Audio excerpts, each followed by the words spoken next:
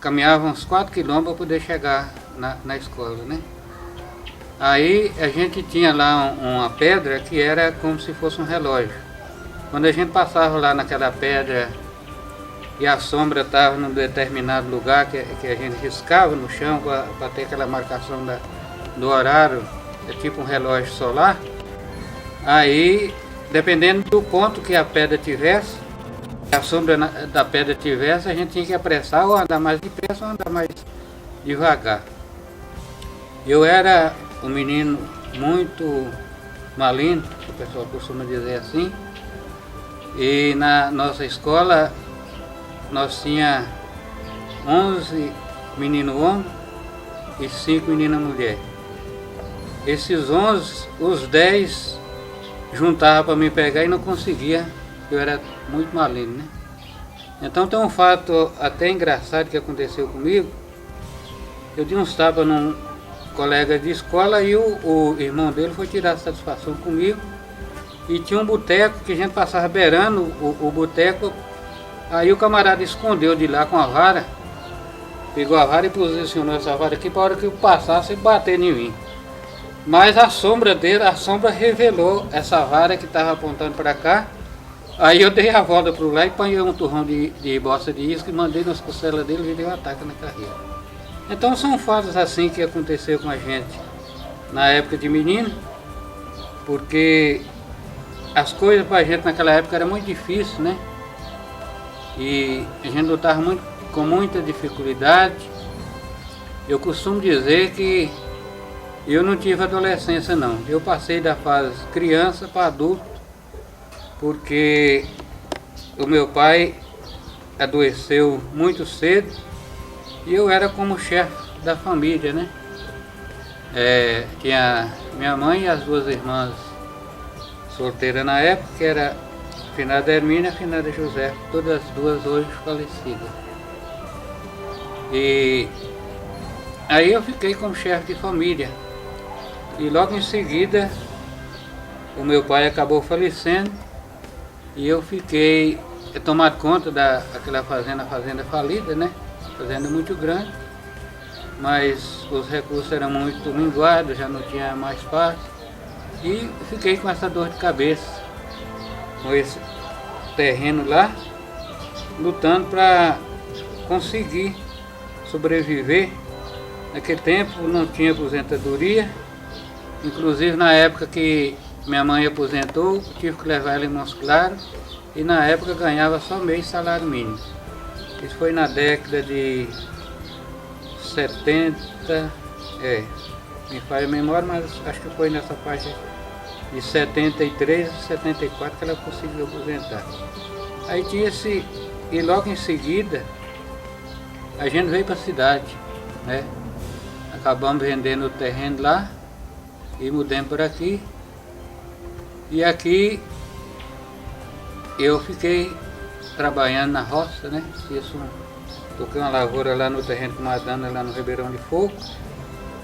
E vinha de a pé, de lá do Ribeirão de Fogo até aqui, distância mais ou menos uns 15 a 16 quilômetros, e a gente fazia esse trajeto.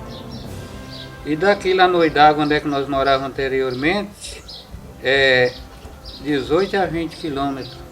A gente saía lá de madrugada, chegava aqui à base de 9 horas, vendia as coisas, fazia a feira e retornava e acabava chegando lá no Oidágua à noite. Aí depois que nós vendemos para lá, que eu fui mexer com a terreno de Madana lá no Ribeirão de Fogo, ficou mais perto, mas a terra lá não era tão fértil igual a nossa que nós tínhamos lá no Oidágua e não produzia bastante. Aí, resultado, eu tomei muito prejuízo lá, que plantava, pegou uma época de muito solo, a gente plantava e o mantimento não dava. Tá bom aí? Eu falo. Tá 5 minutos, pode continuar, mais 5. Mais 5 minutos? Aí é o seguinte, tive uma aventura também, eu fui na Mata, lá no sul da Bahia, e lá eu fiquei uns 2 anos lá. Lá foi bom que a gente pegou experiência e lá foi uma vida muito sofrida, né? Porque foi justamente em 1964, 65, no auge da ditadura militar, nós mexíamos com o comércio de madeira para vender para o exterior. Com a criação do AI-5, aí esse comércio de madeira foi fechado e nós ficou com a madeira sem vender, por quando pegou fogo na mata, né, e queimou mais ou menos 50 metros de jacarandá já prontinho para ser transportado. Aí mudou uma quebradeira danada na gente e a gente não conseguia nem um dia de serviço para poder ganhar. Aí por fim eu consegui lá com um senhor, um cidadão lá, um fazendeiro lá, que me arranjou um terreno para plantar um feijão. Consegui plantar uma lavoura de feijão. Quando o feijão estava no ponto de colheita, me pegou a malária, né? Fiquei mais ou menos 90 dias doente de malária. E naquela região, nesse mesmo continente que deu a malária, deu a febre tífica. E lá na Lavra da Joerana, então era comum numa cidadezinha pequena de uns 500 habitantes, às vezes enterrava 4, 5. E naquela época eu estava doente da malária. Só que tem a diferença, que quem sofre de malária treme, e quem sofre da febre tífica não treme. Então aqueles que não tremiam, já estavam condenados à morte, acabavam morrendo. E eu fiquei lá até conseguir um remédio que melhorou. Depois eu fui lá para o tal de Santo Antônio, lá na região de Itamaraju. Eu costumo dizer que na terra de cego, quem tem o olho só é rei. Naquele tempo não tinha ninguém que sabia leitura lá, e eu com pouca leitura fui contratado para poder dar aula, né? Dar lá para o fazendeiro. Na parte da manhã eu ajudava a tirar leite, na parte da tarde eu ia dar aula para a criançada lá. Foi quando eu consegui o dinheiro que pude ir embora para Salim novamente.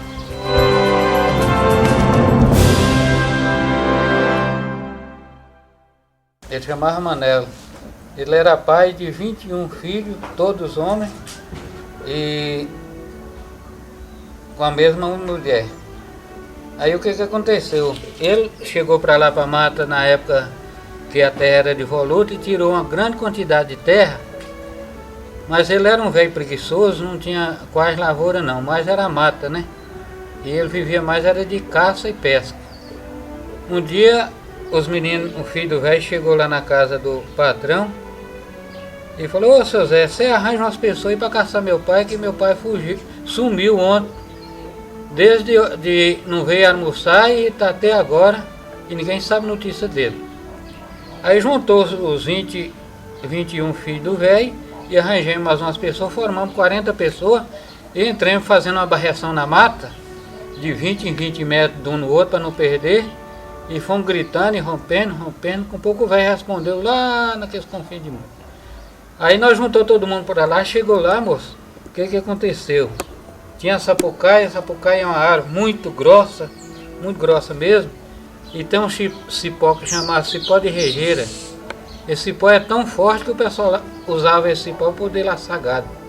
Aí o cipó de rejeira empareou com o pé de árvore e subiu até em cima, e lá em cima ele atirou no macaco, o macaco enganchou o cabo lá num outro cipó, aí ele subiu para esse cipó acima e chegou lá e sentou na gaia da sapucaia e passou o facão para cortar o cabo do macaco. O facão cortou o cabo do macaco e cortou o cipó que ele subiu. Aí ele não pôde descer, ficou lá em cima, né? Aí nós chegamos lá debaixo dessa quantidade de homem, como é que faz, como é que não faz, tentamos fazer uma escada para subir, para alcançar lá, não conseguiu nem na metade da madeira, que a madeira era muito alta. Aí nós estuciamos fazer um colchão de folha, juntou esse pessoal tudo, foi cortando folha, amontoando, e fizemos um colchão mais ou menos da altura da gaia desse pé de manga aí. Aí o velho tomou benção dos filhos, que ele achou que ele ia morrer na queda, né? E pulou lá de cima Só que ele pulou deitado, se ele pula em pé não tinha acontecido nada não, mas ele pulou deitado e quebrou uma perna. Aí nós pegou e fez uma maca de pau e viemos com eles velhos nessa maca, trazendo até na casa dele. Quando chegou cá na casa dele, nós amarramos um bambu, que não tinha gesso, não tinha nada, amarramos um bambu e fomos passando cipó até engessou a perna do velho dessa maneira. 30 dias depois, quando eu saí de lá, o velho já estava andando muleta, né? Essa perna já tinha começado a sarar. E outro fato interessante que aconteceu lá também, que nós trabalhávamos tirando madeira, como já contei no bloco anterior. Aí quando dava de domingo nós ia marcar os paus para no outro dia tirar. Aí saiu eu, mais um velho, eu chamava até Dunda. Ele é um velho muito experiente, então eu achei que ele conhecia a mata. Mas não é assim que nós acabamos perdendo a mata. Perdendo, e quando começou a noite, nós caçamos uma katana de gamileira e limpamos lá e fiquemos nessa katana de gamileira, ele com a espingarda armada e eu com o facão na mão, que se vinha algum bicho de noite, nós atirar. Mas aparecia tipo um farol, né? Segundo ele era a onça que estava rodando. 2 faróis assim, lá no escuro, mas não chegou a aproximar de nós não. Aí quando estava pertinho do dia amanhecer, escutemos um barulho tipo porco correndo. Aí foi um bando de queixada que fundou dentro um oco de pau. Aí quando o dia acabou de amanhecer, ele falou comigo, você fica, enfia uma vara daqui, eu vou ficar na ponta de lá, que ao menos eu mato. Ele ficou com a foice na mão, e eu peguei e enfiei uma vara na ponta do buraco, saiu esse bando de queixada, ele mandou a foice e acertou num. Aí nós pegou esse queixada e rompemos. Aí ouvimos um galo cantar, falou, onde é que o galo canta tem morador.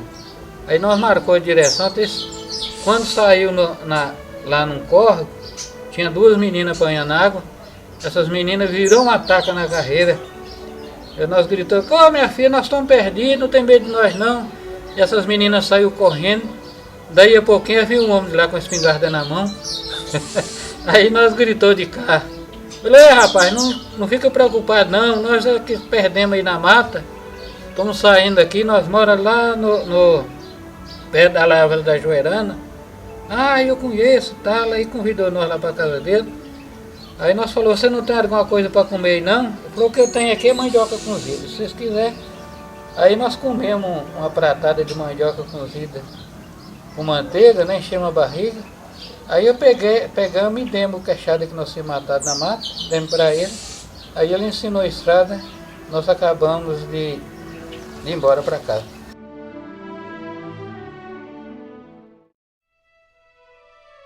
É porque minha avó sempre contava a causa de um senhor, ele chamava, como é que é? Miranda pai e Miranda filho, né? Então esse Miranda, ele era um senhor proprietário, segundo contava minha avó, ele tinha uns 50 escravos no seu comando, né?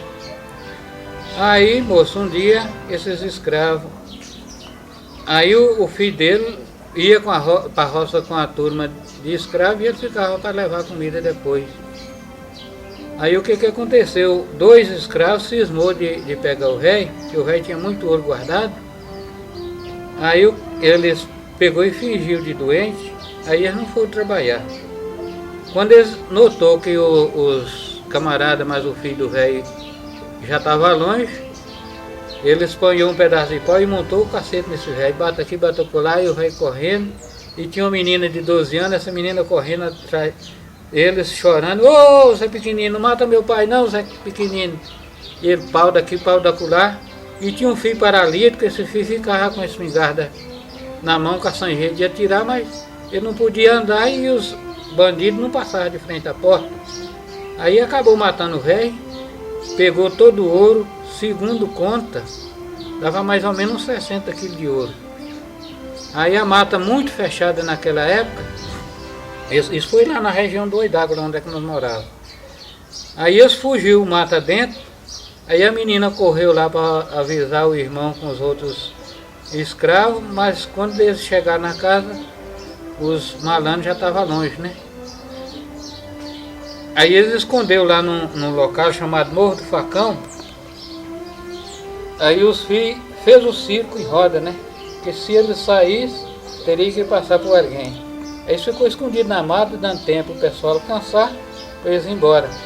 E tinha uma família de gente lá que estava dando coito eles, ou seja, escondendo eles com interesse em roubar o ouro. Aí apanhava a roupa deles, lavava de noite no rio e botava para secar de manhã cedo. E tinha um camarada que levava comida para eles lá dentro do mato. Alguém contou, o filho do velho, que viu uma roupa estranha na beira do rio, um pescador que ia de noite, viu uma roupa estranha secando lá. Aí o filho do velho botou um camarada de frente lá da casa desse cidadão para apressar assunto, se alguém ia levar comida, recado para esse povo. Aí é dito e feito. Saiu um determinado camarada para poder levar a comida para esses dois que tinha matado o velho. Aí eles foi e juntou todo mundo e deu cerco lá, e tiro para cá, tiro para lá, tiro para cá, tiro para lá. Um eles matou no local e o outro saiu atirado. Eles foi pegar ele em Ouro Fino. Lá eles apertavam o pescoço dele e falavam aquele: onde é que está o ouro, nego? Falou: o ouro está no paredão. O ouro está no paredão. Aí, com a raiva do filho, por causa de ter perdido o pai, e deve que o camarada também estava ferido, muito doente, o cara acabou morrendo e tem esse ouro enterrado lá no Olho d'Água, até hoje, sem gente saber aonde está esse ouro. E o paredão lá, ele é mais ou menos uns 5 quilômetros de serra, então fica difícil a gente até procurar esse ouro lá na região. Mas tem esse ouro escondido lá.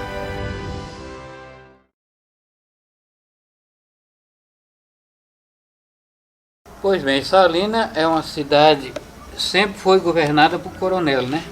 Primeiro tinha o coronel Idalino, que foi um dos que governou Salina uns 30 anos. E no começo do coronel Idalino aconteceu um fato muito interessante. Meu pai ainda é jovem e meu avô sempre vinha aqui na cidade, e foi na revolta que eles acabou expulsando o Joventino aqui de Salina. E segundo conta, foi contratado uma turma de jagunço lá dessa região de Ilhéus, Itabuna, chamava a turma dos Maneca, né?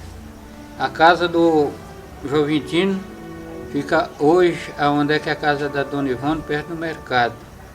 E ali onde é que é a Disparada, Banco do Nordeste, ali era aberto, não tinha campo. E a ponte era a ponte de madeira. Então esse povo trincheirava lá na ponte e atirava lá na casa do Joventino. Aí os recursos, tanto de alimentação como de munição do Joventino, foi esgotando. O Joventino, se ele saísse, de qualquer jeito eles acabavam matando ele. Aí o que ele fez? Ele saiu vestido de mulher e foi lá para a casa do coronel Idalino para poder entregar, né? Aí nessa época eles acabou expulsando ele aqui de Salina. Segundo conta os mais velhos, esse cidadão era um camarada muito instruído, né? Era engenheiro e era uma pessoa muito querida pelo povo. Mas como naquela época o que reinava era a lei do mais forte, aí o coronel Idalino acabou tomando conta da cidade e ficou governando Salina mais ou menos 30, 35 anos. Foi na época que ele acabou perdendo a política para o sobrinho dele, o Geraldo Santana. E quando tem um fato interessante também nessa expulsão do Joventino, que veio um tenente de fora para poder fazer o inquérito. Aí o filho do outro coronel, Basílio Santiago, ficava correndo na rua, arriba e abaixo, montado no cavalão. Aí o soldado foi prender ele acabou esporando o cavalo, jogando em cima do soldado, e passou por cima e correu para a casa do pai. Aí quando chegou lá, o tenente perguntou ao soldado, cadê o cara? Eles foram embora. Ele vai lá e traz ele de qualquer jeito. Aí o soldado foi para lá. Quando chegou lá, o Basílio, o doutor Luiz saiu, o soldado deu um tiro no doutor Luiz, pegou, acertou na perna, e alguém falou com o coronel Idalino que estava tendo esse problema lá. O coronel Idalino correu para lá também para apaziguar, né? Quando chegou lá, o soldado atirou no Idalino, a bala passou entre o osso do pescoço e a artéria, e o velho caiu lá. Aí ele estava aprontando para poder, os jagunços do coronel Idalino estavam aprontando para poder pegar o tenente, e o velho estava lá na casa tratando desse ferimento. Alguém falou o quê? Falou, coronel, os jagunços estão aprontando para pegar o tenente lá na delegacia. Ele falou, moço, não faz um serviço desse não, porque aí além de perder muitas vidas, que o tenente está bem trincheirado lá na cadeia, a cadeia é onde é a Secretaria de Saúde hoje, né?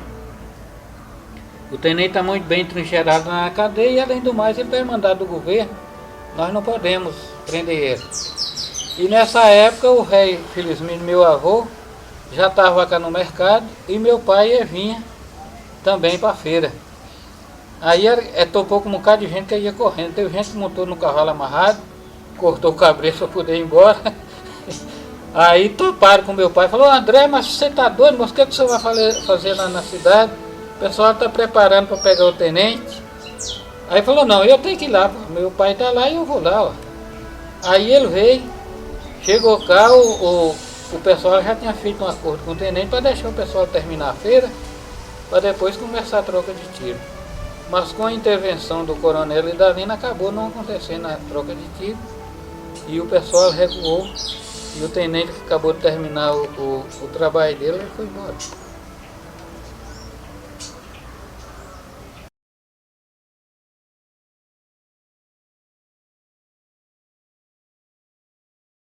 Os trabalhadores, né? Ele comprou um cavalo bom de sela e comprou uma sela nova e tinha uma namorada.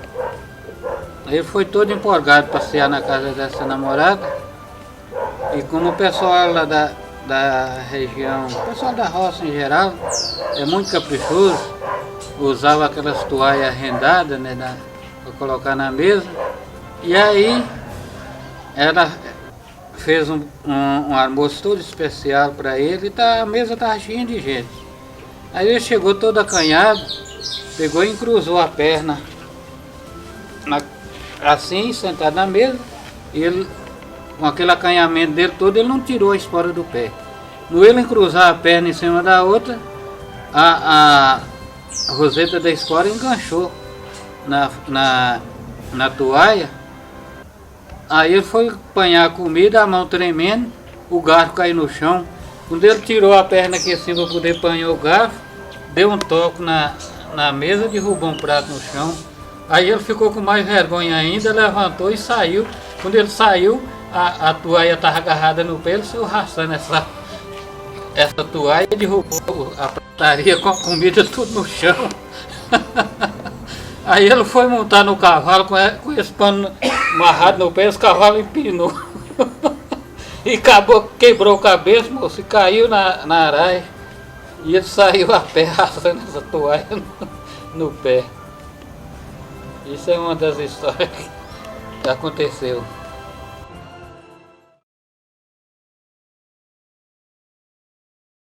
Tinha um camarada lá na beira da vacaria, ele tinha uma vaca mansinha, moço, e a vaca estava amojando, ou seja, esperando para dar cria.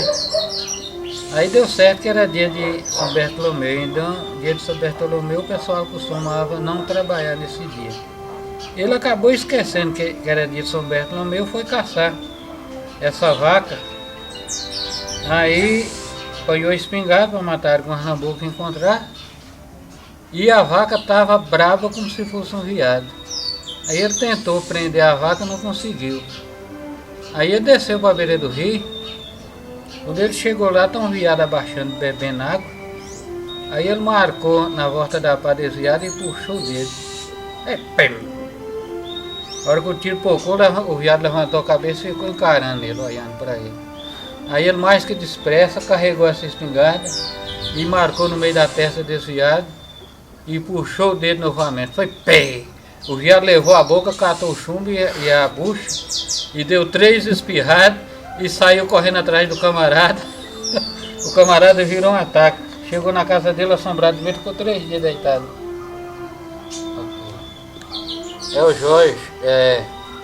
O Jorge era casado com a irmã de Luci, avô do Tiago.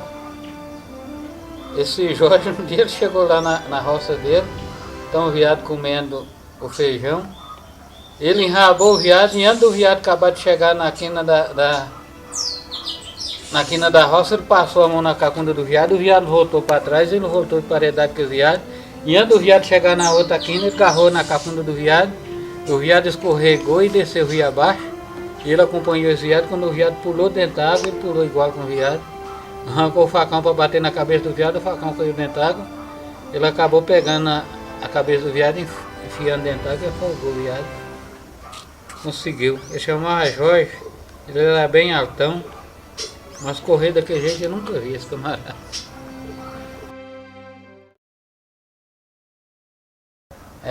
Tinha uma moça velha que ela ficava, a casa dela era na quina de uma praça, e ela ficava observando as pessoas para no outro dia sair falando mal das pessoas, né? Aí quando foi um dia, ela perdeu a hora e ficou até altas horas da noite, era que o pessoal costuma dizer horas mortas.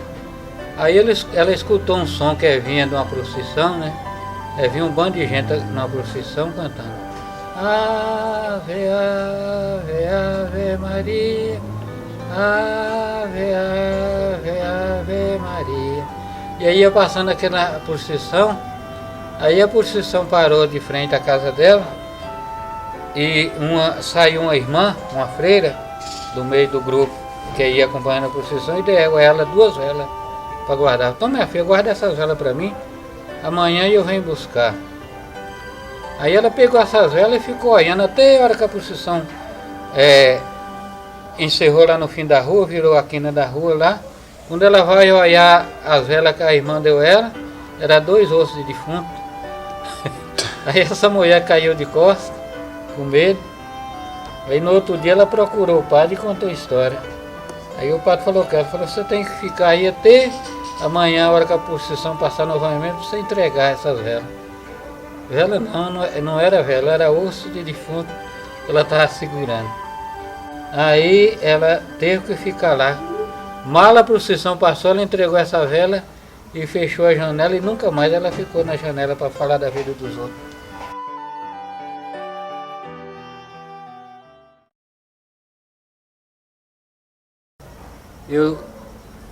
Em partida oficial eu nunca fiz um gol não, mas eu não deixava passar.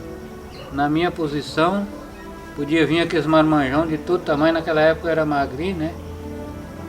E vinha aqueles marmanjão de todo tamanho, eu conseguia tomar a bola dele. Aí um certo momento nós estávamos ganhando de 2-0, o camarada mandou a bola em cima do meu olho esquerdo e azulou tudo o olho junto com a parte da cabeça, descia para cá. Eu tomei medo de jogar bola, aí parei. Eu sempre acompanhava o time de futebol lá do Riozinho e um cunhado do Gessino era muito encrenqueiro. Eu estava jogando boliche e ele estava lá para o campo. Com pouca gente chegou lá e falou, olha, o pessoal cercou o Cício lá, está querendo bater nele. Aí eu larguei esse boliche cá e saí correndo para lá e cheguei de uma vez lá e falei para uns camaradas, você separa 10 para mim, o resto vocês tomam conta. Aí foi mesmo que joga água na briga, todo mundo parou. Isso foi um dos fatos que aconteceu na realidade. Eu, graças a Deus, nunca arrumei confusão, nunca bati, nunca apanhei.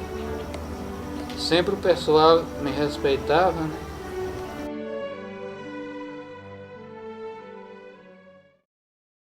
Aconteceu também um fato interessante na minha estadia lá no Paraná, naquela época, né?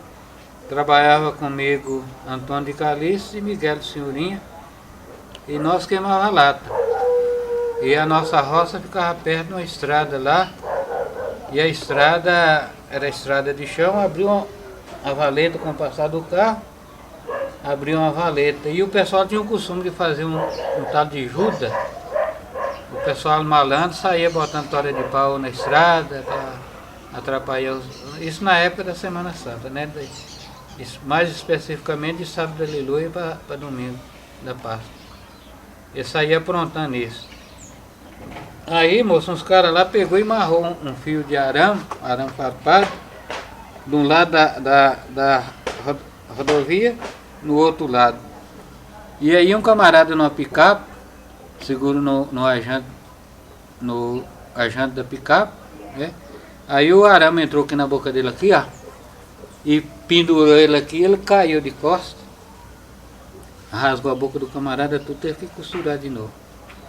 Na época a polícia esteve lá investigando, aí o meu patrão falou, não, os mineiros aí não, porque são gente de confiança e eles não aprontam assim não.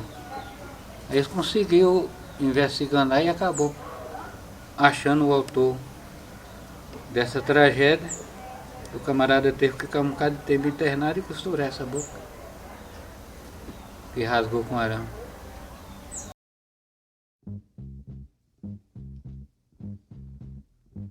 É sempre assim. Ela tinha mania de pegar algum dinheiro e botar entre a cunha do travesseiro. Aí eu estava deitado nesse travesseiro, senti aquele negócio, quando eu fui pegar, aí eu peguei e fui empurrando e tirei. Quando eu tirei era 2 notas de R$2. Aí eu dormi com aquilo na cabeça, quando eu dormi eu acabei sonhando com ela.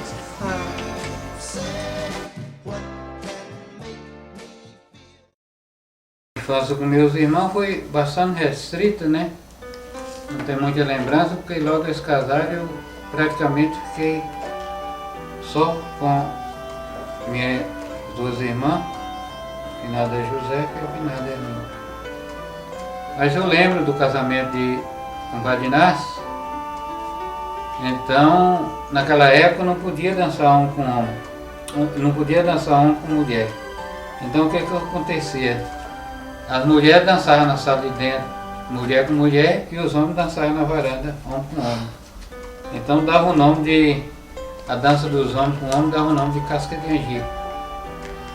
Eu lembro que Madame Antônia, a esposa de compadre Inácio, era muito bonita, né?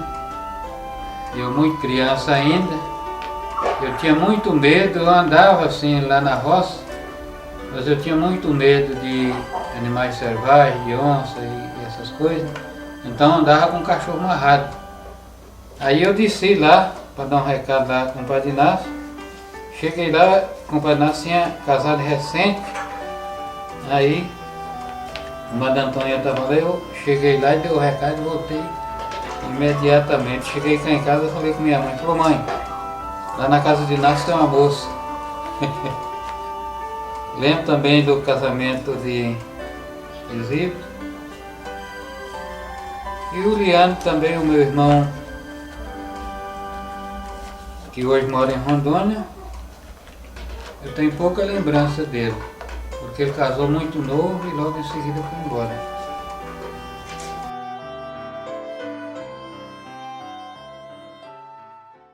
Tive uma romaria muito importante, foi na época da ordenação de Frei Hugo para Dom Hugo, bispo de Almenara. Então na época nós fomos com uma caravana de 5 ônibus, todos os 5 ônibus foi eu que fretei. E lá nós prestamos uma homenagem para Dom Hugo. Prezado Frei Hugo, viemos aqui matar um pouco da saudade daqueles bons tempos que tivemos a alegria de tê-lo conosco. Essa lacuna da sua ausência que tentamos preencher com a certeza de que o Senhor continua aquele mensageiro do Evangelho, não somente com palavras, mas também com obras. Lembramos com saudade daquelas viagens intermináveis nos recantos mais distantes da nossa paróquia, enfrentando poeira, lamaçal, estradas esburacadas e daquelas reuniões prolongadas em que decisões eram tomadas que às vezes não agradava a todos, mas acabava dando certo. Pelo que o Senhor fez, que o Senhor foi firme e decidido, sem meias medidas, quando tinha de dizer sim, sim, ou não, não. Defensor dos pobres e dos despojados. Sabe, Feio, nós até colocamos um apelido em você. Será que foi Davi, aquele menino que derrubou o gigante Golias com uma pedrada? Não, não foi. Será que foi Sansão, aquele jovem que estrangulou um leão com as mãos? Não, não foi. Será que foi Salomão, o rei da sabedoria? Não. Foi Moisés, aquele libertador do povo hebreu que atravessou o mar a pé enxuto. E sabe por quê? Porque alguém dizia: a barragem, estão construindo a barragem. Aí eu fui ver de perto. Chegando lá, o que vi? De um lado, pessoas de chapéu de palha, mãos calejadas, calças remendadas, sandálias de couro nos pés, mulheres com o rosto queimado de sol e com criança de lado. E do outro lado do fronte, máquinas pesadas, tratores de 30, 50 toneladas, que num piscar de olhos destruía tudo.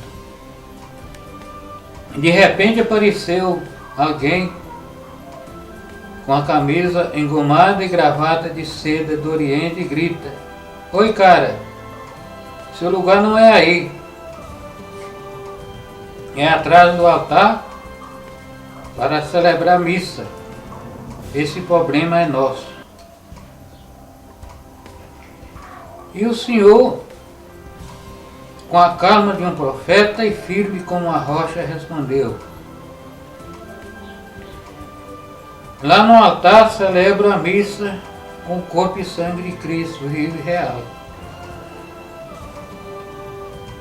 Mas aqui também celebra a missa dos desabrigados, dos sem terra e dos sem teto, de mães que vê o filho pedindo pão, das crianças abandonadas que cata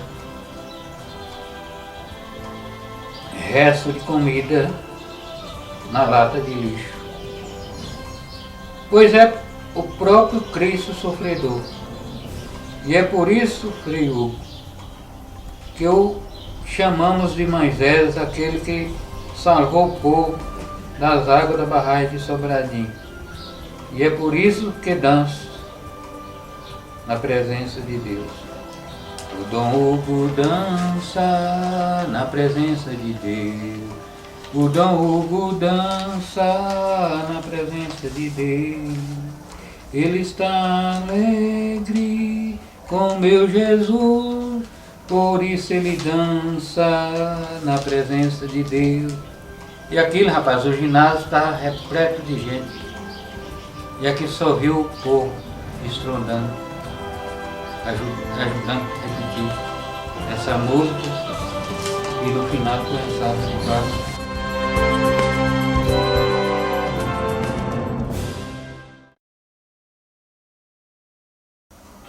A foto de Adélia, minha esposa, faleceu no dia 24 de janeiro. Eu escrevi 2 poemas para ela.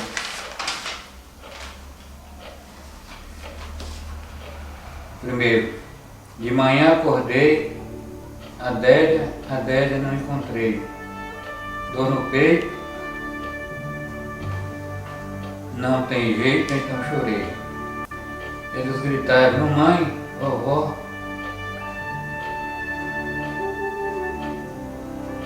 Porque estou só, Madrinha, vem cá, de mim vem cuidar, porque não veio. Mãe amorosa, avó carinhosa, esposa bondosa, muito formosa, saiu do nosso meio.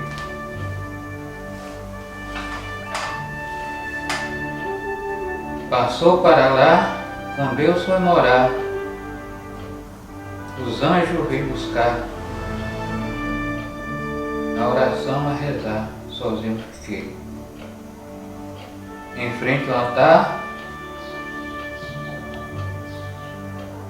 juramos amar, 37 anos passar,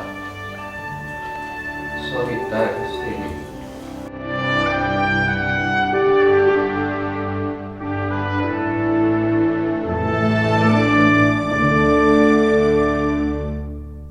Quarto vazio, ela partiu, nem despediu, nunca se viu, tamanha dor.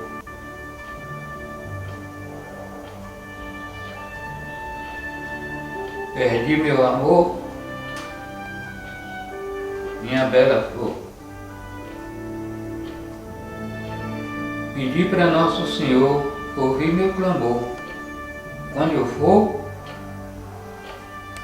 encontrarei novamente, viver eternamente, muito contente. Enquanto não acontece, vou rezando uma prece. Ela merece.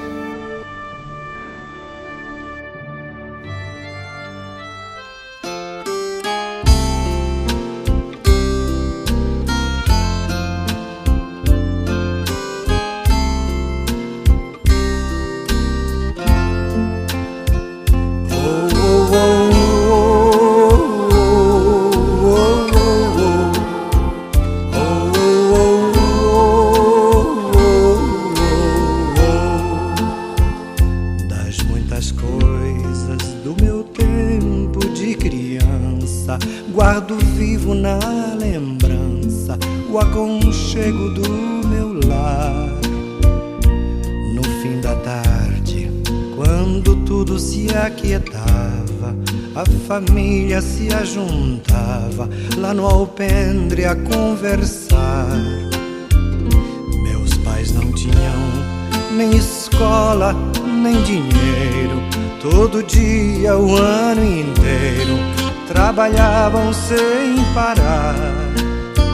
Faltava tudo, mas a gente nem ligava. O importante não faltava, seu sorriso e seu olhar. Oh, oh, oh, oh, oh, oh, oh.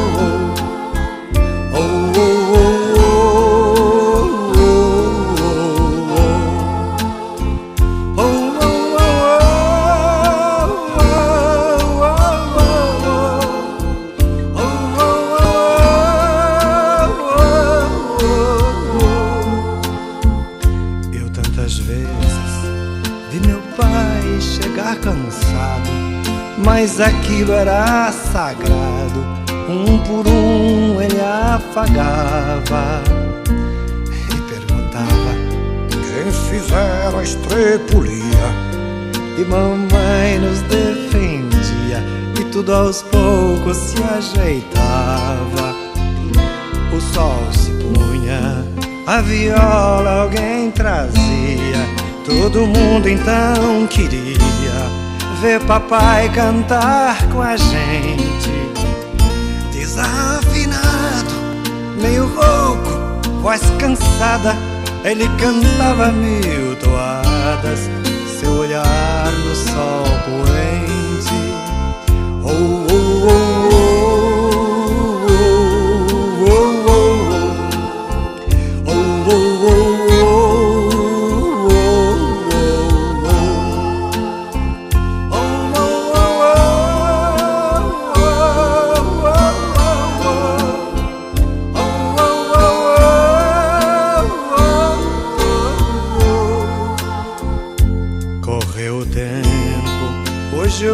vejo a maravilha de se ter uma família quando tantos não a têm.